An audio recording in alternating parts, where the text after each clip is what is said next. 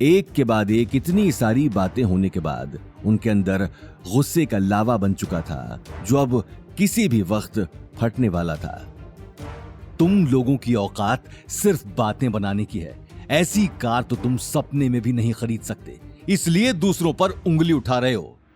आसपास खड़े लोगों को भी गौतम की बात पर यकीन नहीं हो रहा था। इसकी यही वजह थी कि गौतम को सभी निठल्ला ही समझते थे और वो सिर्फ करणवीर की कामयाबी पर उंगली उठा रहा था।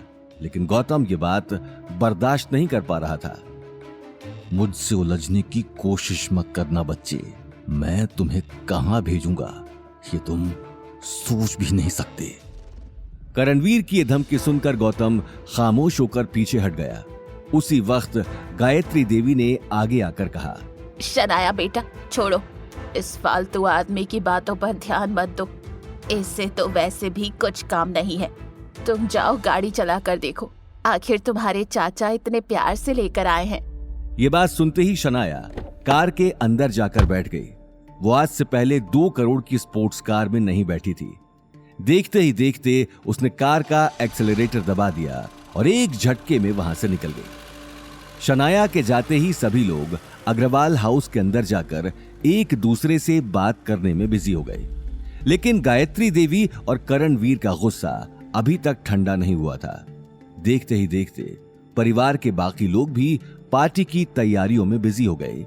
लेकिन गौतम के शक की सुई अब तक कार पर ही अटकी हुई थी।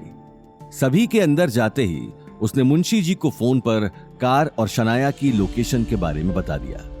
वहीं दूसरी तरफ शनाया कार ड्राइव करते हुए हाईवे तक पहुंच चुकी थी। एक तरफ उसके दिल में सिद्धार्थ से शादी की खुशी थी, तो दूसरी तरफ कार मिलने की खुशी थी, जिसे मनाने के लिए वो एक पल के लिए सब कुछ भूल चुकी थी। लेकिन कुछ ही देर में उसकी खुशी हवा की तरह गायब हो गई, जब उसे हाईवे के बीचों बीच बहुत सारे पुलिस वाले बैरिकेड्स लगाए खड़े दिखाई दिए। उन पुलिस वालों को देखते ही शनाया ने अपनी कार साइड में लगा दी। शनाया गुस्से में इंस्पेक्टर से बोली, व्हाट द हेल, मुझे क्यों रोका? हम लोग चोरी की कार्स ढूंढ रहे हैं, जिन्हें दूसरी सिटी से चोरी करके जोधपुर में मॉडिफाई किया जा रहा है। मुझे शक है कि आपकी कार उनमें से एक है, इसलिए आपसे पूछताछ करनी है मैडम। शनाया चिढ़ते हुए बोली, क्या ऑफिसर, आपको शायद कोई गलत फहमी हुई है। ये कार तो मुझे मेरे चाचा ने वेडिंग गिफ्ट दी है, ये चोरी की कैसे? अच्छा, तो फिर तो हमें आपके चाचा से मिलना पड़ेगा। हवलदार, मैडम को गाड़ी में बैठाओ और इनकी कार को पुलिस स्टेशन पहुंचा देना। इंस्पेक्टर की बात सुनते ही हवलदार एक झटके में कार लेकर वहां से निकल गया। चलिए मैडम, आपके चाचा के पास। शनाया रोते हुए बोली, सर प्लीज ऐसा मत कीजिए, आज मेरी सगाई है। आप अगर पुलिस के साथ कोऑपरेट करेंगी तो शायद आपकी सगाई अच्छे से हो जाए। शनाया चुपचाप कार में जाकर बैठ गई।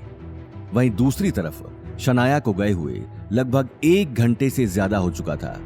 परिवार के सभी लोगों को अब उसकी चिंता सताने लगी थी, और तो और अब किसी भी वक्त रघुवीर पंडित अपने परिवार को लेकर अग्रवाल हाउस पहुंचने वाला था। गायत्री देवी बार बार घड़ी में टाइम देख रही थी। सगाई की खुशी उसके चेहरे से गायब हो चुकी थी। करणवीर बेटा, क्या हुआ? कुछ पता चला? आखिर कहाँ चली गई ये लड़की? मां साहब, मैं कब से फोन लगा रहा हूं, लेकिन ये फोन ही नहीं उठा रही। शनाया को पता है कि आज उसकी सगाई है और लड़के वाले किसी भी वक्त पहुंच जाएंगे, फिर भी ये लड़की गायब है। इससे पहले कि गायत्री देवी अपनी बात पूरी कर पाती, उन्हें दरवाजे के बाहर से पुलिस के सायरन की आवाज सुनाई दी। यह आवाज सुनते ही वो हैरानी से करणवीर को देखने लगी। अवनी को भी कुछ समझ में नहीं आ रहा था। वो अगले ही पल गीता और अनिल के पास खड़ी हो गई, लेकिन गौतम पुलिस के आने की वजह अच्छे से जानता था। इंस्पेक्टर साहब, क्या हुआ? आप अचानक? गायत्री देवी अपनी बात अधूरी छोड़कर शनाया को देखने लगी, जिसके चारों तरफ पुलिस वाले खड़े थे।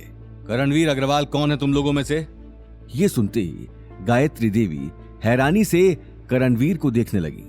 करणवीर, ये सब क्या है? ये पुलिस वाले तुम्हारे? आगे की कहानी जानने के लिए देखिए अगला एपिसोड सिर्फ पॉकेट एफएम के यूट्यूब चैनल पर और रॉयल वारिस के सारे एपिसोड्स को सुनने के लिए डिस्क्रिप्शन में दी लिंक से डाउनलोड करें पॉकेट एफएम ऐप।